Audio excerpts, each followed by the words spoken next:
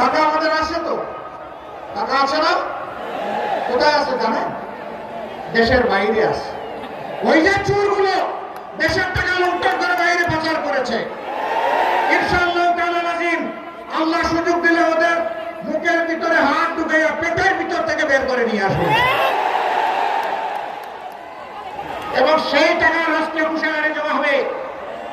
যার যেমন পাওনা, যে এলাকার যেমন হক তার পাওনা সেই এলাকায় তাদেরকে সমঝে দেওয়া হবে ইনশাআল্লাহ।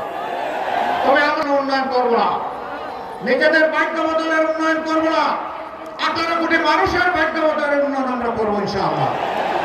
এই উন্নয়নের অংশীদার হবেন আমার কৃষক, শ্রমিক, মেহনতি মানুষ, সকল শ্রেণী পেশার মানুষ।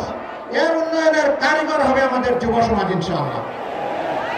একই সাথে স্পষ্ট ঘোষণা দিচ্ছি, বারবার দিতে থাকবো, আমি জামাত ইসলামের বিজয় চাই না, আমি চাই দেশের 18 কোটি মানুষের বিজয়।